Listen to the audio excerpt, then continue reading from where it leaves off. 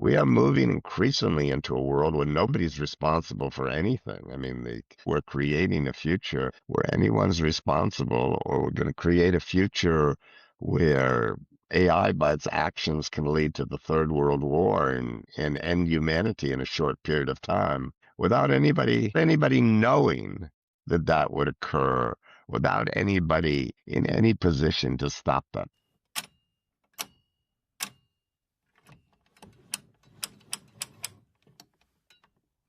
What if the biggest threat to humanity from AI isn't a rogue superintelligence? What if it's a corporation that already decided the rules don't apply to them? Welcome to the Human Layer AI. I'm your host, Akash Sharma. My guest today co wrote Moral Machines in 2008, one of the first books to seriously ask whether computers could make moral decisions, and followed it 6 years later with A Dangerous Master, a field guide to every emerging technology reshaping our world. His colleagues call him the godfather of AI ethics. He's been doing this work for more than 2 decades when almost no one else was paying attention. Today, I'm in conversation with Wendell Wallach. We go deep on some things that will make you uncomfortable. Can AI ever have a genuine moral intelligence without consciousness, embodiment, or empathy? Why is corporate self governance of AI essentially a myth? How does an ordinary citizen push back when they don't even understand the system they're fighting? And after 20 years of watching promises made and broken, what still gives Wendell hope? This conversation is philosophical, legal, and honest. Let's get into it. Welcome to the show, Mr. Wendell. It's a tremendous. Glad to be with you. Usually people call me Mr. Wallach. Sorry about that. I'm from India. Yeah, I know. I've often been addressed as Mr. Wendell when I'm in India. So, you wrote the book Moral Machine in 2009. And 6 years later, in 2015, you wrote A Dangerous Master. So that reflects a significant pivot from an optimism of training machine uh, morals to concern about whether we can control them. Is that the thinking that you always had when you wrote your first book, or was it something you realized eventually? Well, I mean, I've never been totally in the camp that we're going to develop artificial general intelligence or artificial superintelligence that we can't manage. I mean, part of the work we did on moral machines reflects some of the difficulty of actually getting machines that can effectively demonstrate what I now call moral intelligence. And A Dangerous Master was not just written about artificial intelligence, it was written as an introduction to the broad field of emerging technologies. So it wasn't just AI, but also nanotech and neuroscience and biotechnology and geoengineering. It was really written to be a primer and introduction to people on the issues with these emerging technologies so that they would understand the fundamental concepts and be able to join into this very exciting discussion which is going on in terms of what technology may or may not be able to do and what its impact will be societally, and whether we embrace those technologies or whether we reject them or whether we can effectively regulate them. So when we were writing Moral Machines, I didn't write that alone. I wrote that with the philosopher Colin Allen. It was one of the first books to, if not the first book, to look comprehensively at whether we could implement moral decision-making faculties in computers and robots. But the interesting thing was that it was probably as much about human ethics as it was about artificial intelligence. Of The course. secret is, I think it was a textbook on human ethics for people who would never read a book on human ethics at all, because it was about this exciting field of whether machines could be moral decision makers. At that time, there wasn't really any advances in artificial intelligence that suggested that we were even close to implementing moral intelligence in machines. Now we're a lot closer, but I think what has sort of reigned is my skepticism that moral intelligence is actually being implemented in machines. Now, that said, yes, they can outmatch a lot of human beings in, what shall I say, acceptable responses to normative problems. But that's a lot different than being able to reflect deeply on a morally significant challenge or come up with a very creative response to that challenge. So in the absence of emotions, in the absence of consciousness, in the absence of a theory of mind, in the absence of being embodied in a world, in the absence of empathy and other, what shall I say, other positive affective emotions, then I think we're still a long way from actually implementing moral decision making in computers. And I don't know what people are talking about when they talk about artificial general intelligence that lacks moral intelligence. I think they have sort of a naive sense of the importance of moral intelligence. Exactly. As you said that the artificial intelligence lacks the conscious or the affect, but we humans have emotion, and yet even our ethics are so subjective and safe to say that it is different for all of us. So how can we transfer that to a machine? Well, I don't know whether we can. You see, I think there are two things in there. One is, of course, emotions have had a mixed reading for Mm. thousands of years in terms of ethical decision making. There are those who see emotions as being interfering, Stoics. There are those who feel that moral emotions or moral sentiments are essential to good decision making, and then there are those who fall somewhere in between that, like Aristotle, who thought that the right emotions in the right place at the right time could be good, but not always. So I think this is something we have not fully understood for humans, and this might be of interest to your audience. I think one of the important things about our book, Moral Machines, was that it underscored the importance of moral psychology. It underscored the importance of all of these faculties that humans have that we cannot take for granted when building a machine, but we do take for granted in humans and the role they play in good decision making. So I think that we need to come to a deeper understanding of our psychology and what I call our moral psychology. And I think our moral psychology, I have put forward a concept that I call the silent ethic, which might speak to some of your viewers who have spiritual interests there in India. I lived in India for a couple of years, and spiritual interests were a lot of what brought me to India. The silent ethics is basically saying to use your inner mental states as a guide in your moral decision making. So yes, you also engage in reasoning and thinking through a problem and looking at what the benefits and the harms or undesired societal consequences are.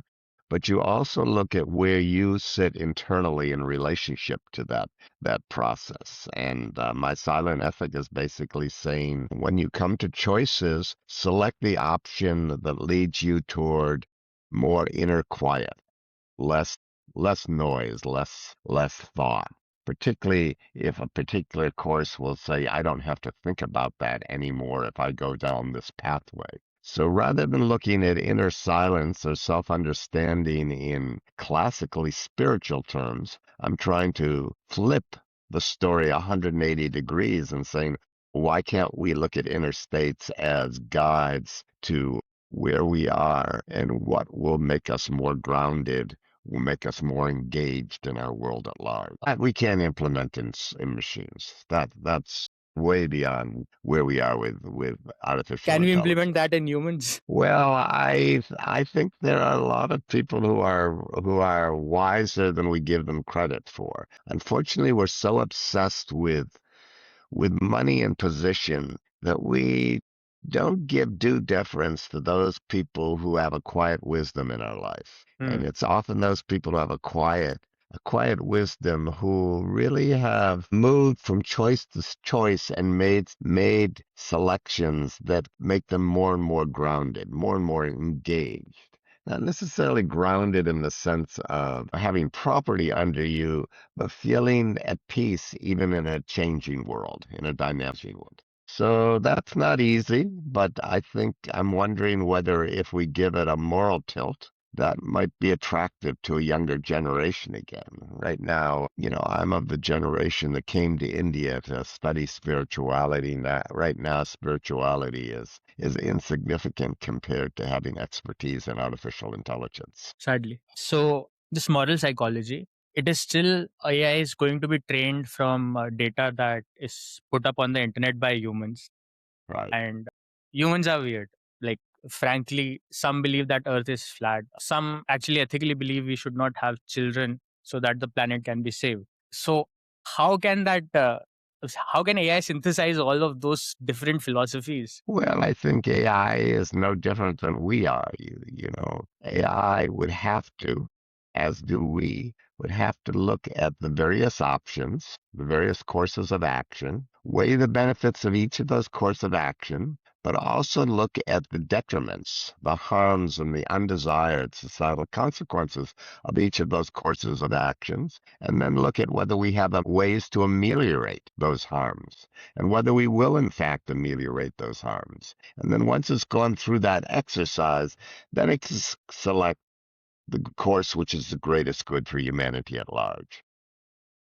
Consider something like implementation that will cause widespread spread unemployment. Well, what opportunities are there for those people who will lose their job? Do we have a guaranteed income for them? Are there any other jobs for them to move into? Do we have some way of ameliorating that? One way of ameliorating that could be a guaranteed annual income. But what form would the guaranteed annual income take? Because there are very many proposals out there for that. And will that be enacted? If it's not going to be enacted, then we have a different question about whether the destruction of jobs by AI is a good thing. And that's as true for us humans making decisions about how we implement AI as it is for the AI systems themselves. Unfortunately, we have abrogated responsibility and we're using the machines as an excuse to do harm in this world without anybody taking any responsibility for that. We have been taught in contract law that usually the acts of the servant during the course of duty is deemed acts of the master. So, for example, if my driver is over speeding the car and comes to an accident, I will be held responsible. Right. If we take that framework that I am in a self-driving car, I own it, but the AI is driving it. Now, some will argue that this is not a human, so the analogy should not be extended. Some will say, but you are the one who put the instructions. Well, I think there's two things in it. I think the responsibility, first of all, lies with the manufacturer who has deployed the system. But then there is a question of responsibility in terms of how the manufacturer, what choices the manufacturer gives the owner of the car. So there was a famous trolley car problem put forward by Gary Marcus, which was that you're in this car and it's driving over a bridge and it's about to hit five people walking in the bridge. And the only way to save their life is to drive off the bridge and kill you, the driver. Most people would say it should drive off the bridge and kill you, the driver. They take a kind of utilitarian analysis of that. But they also say they would not buy a car that did that. So that's an interesting thing. The manufacturers, for example, put users, new owners, through a series of questions and ask, would you like the car to be implemented so it does X in these kinds of situations or Y? If you make that choice, then yes, maybe you should be held partially responsible. If you say, no, I want to live, I don't want these five people to live, then perhaps you bear some responsibility. But outside of that, the responsibility for self-driving cars lies largely with those who have implemented and deployed those cars, which is the manufacturers. So, if we talk about the McDonald's case where a woman spilled hot coffee and got third degree burn, so Yeah. was it ethically correct to hold McDonald's liable for her action? Well, the court decided it was, right? So the court held McDonald's liable, and ever since then, all the fast food chains have, do not make their coffee quite as hot as they used to.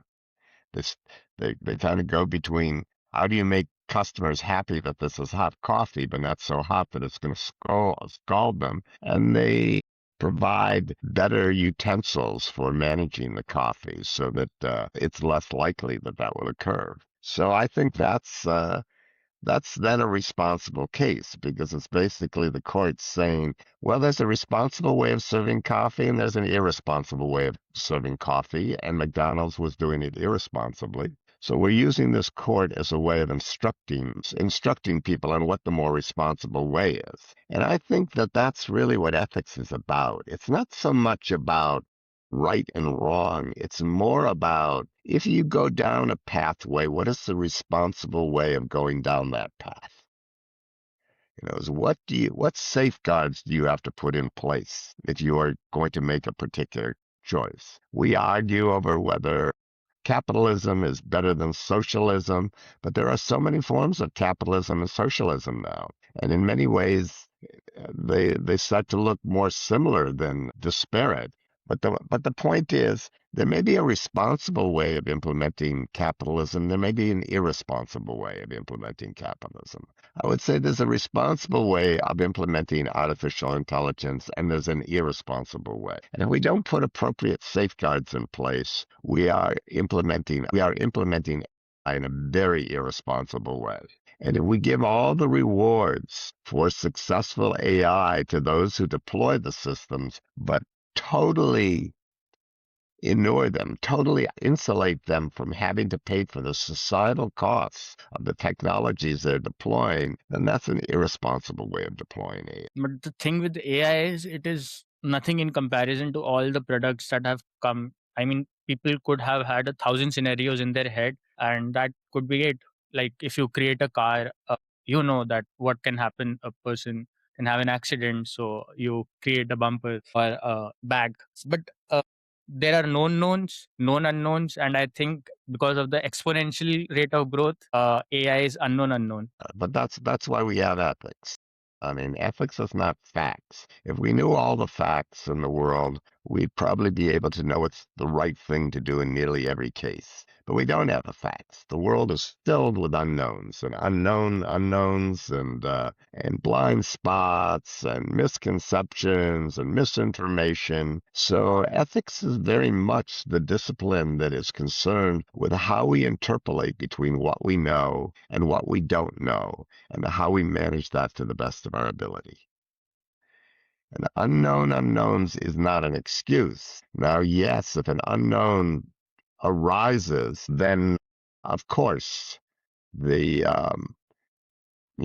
it's possible that it was something nobody could have ever conceived of. But the fact that AI is not transparent does not become an excuse. It may actually inure the manufacturer from certain kinds of liability, but certainly not others. We right now have a war going on in Iran, and the Trump administration, together with the Israelis, has bombed Iran, but it's clear that they did not think about the Strait of Hormuz and what would be the impact on world oil. So they may or may not think they're correct in bombing Iran, and you may agree with them in whatever reasons they have, but they are liable for the fact that they did not fully think through the ramifications of those actions and what the impacts would be, the societal and general impacts. So that's serious. And I think that's where we're going with AI.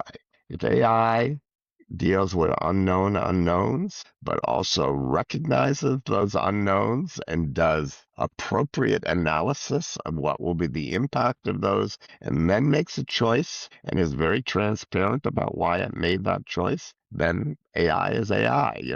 That's something else. But if AI is out there making all kinds of decision making, we don't know why it's making those decisions, but those decisions have great impact on human beings. Something has to be held responsible for those decisions. Someone or some corporation or if it's conceivable, the AI. But right now, there's no way of holding AI responsible for any So if it action. gains conscience, should we then hold it responsible? Well, I think consciousness is always looked at as one of the criteria for perhaps attributing personhood to AI. So I would say AI can be responsible to the extent that it does have consciousness or it's conscious of its actions and their impact. But there's a difference between saying that and having in place a political and legal structure that can hold it responsible. we are moving increasingly into a world where nobody's responsible for anything. I mean,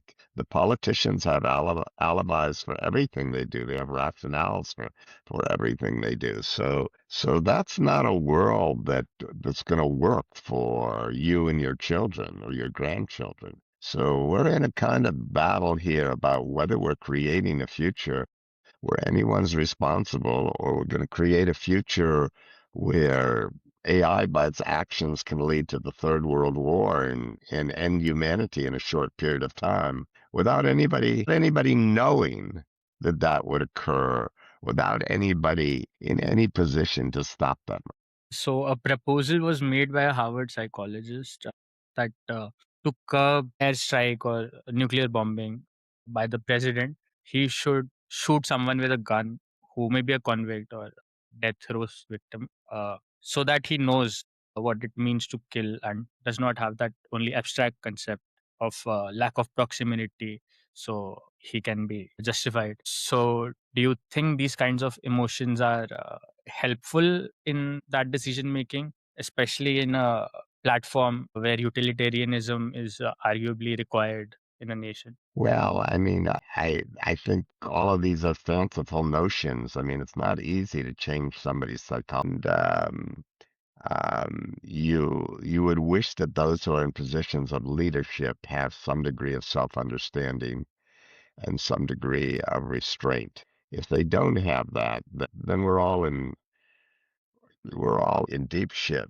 But I would say that that's our responsibility as citizens within democratic countries, to the best of our ability, to ensure that we don't turn over leadership to those who really do not have their own moral intelligence. So you have raised concern that the biggest AI companies are helping write the rules that are supposed to regulate them, which end up sheltering them instead of the public. So how does an ordinary citizen push back against this when they don't even know how this system works? That's a great question, and the answer of it requires more citizen education and more leadership among the citizenry who understand the technologies and can help illuminate what the various choices are. But the history of corporate self-governance is not good. Company after company has said they will engage in corporate self-governance, but the scholars who have followed this over the years say it very seldom comes true. So now we have all these tech oligopolies saying they're going to engage in self-governance, but they really don't.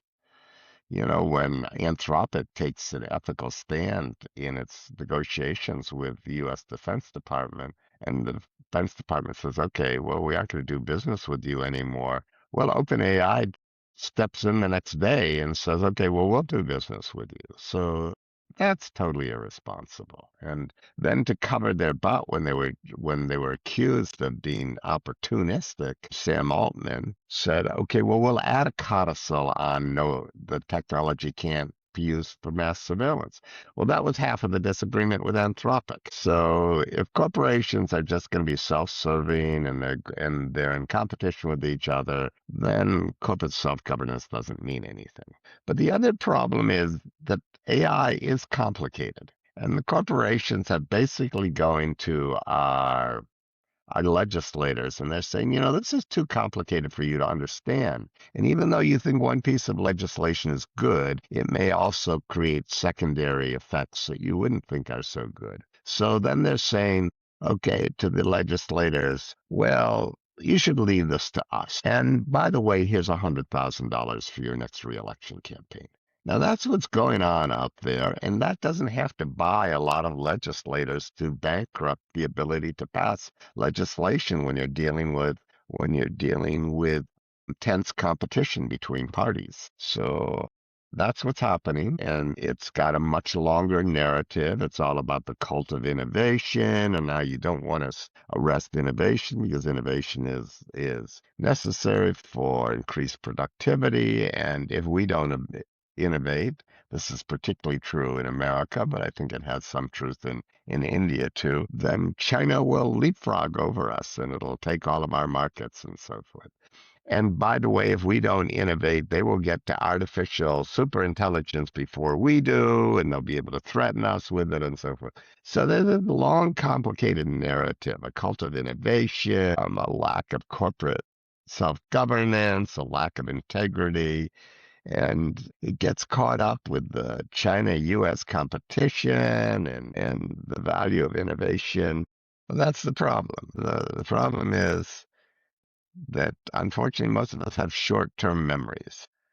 So when it's so if it's pointed out by to us by anyone that that's the very same company that did Y just 6 months ago or a year ago, we don't necessarily make the connect. But this is a company that's shown over and over again that it's more concerned with its own self-interest than the well-being of Of course. humanity. Last question I have for you. You've been doing this for more than 2 decades, and you have seen promises being made and broken. What still gives you the hope that we can get it right? So you mentioned the more than 2 decades, and some of my colleagues refer to me as a godfather of AI ethics. Yes, yes. And I don't know whether that's true or not. That doesn't matter. But the point is, AI ethics now is maybe 40,000 practitioners, maybe more in the world, looking for niches where they can make a difference in law or policy or AI safety or ethical AI and so forth. So that's heartening, you know? And a lot of them are scientists. When I first got into this field, the research showed that most scientists, the Pew Charitable Trust did research with bioengineers about whether changing the genome was their problem. And they said, no, that'll be for the politicians. It's not my problem, what the societal impact of my research will be. Well, now that's changed around. Most AI researchers acknowledge that they have some responsibility. So that is heartening. And it's heartening to me that things that I was one of the early people trying to underscore and point to, are now common knowledge. So that's wonderful. What's less wonderful is it's been very disappointing in regards to putting appropriate safeguards in place and to readjust what is right now a very unhealthy trajectory in the evolution of AI. I'm hoping that that will reset, but so far I haven't seen it. Tremendous honor to have you on the show. Thank you. It's been lovely to be with you. Thank you.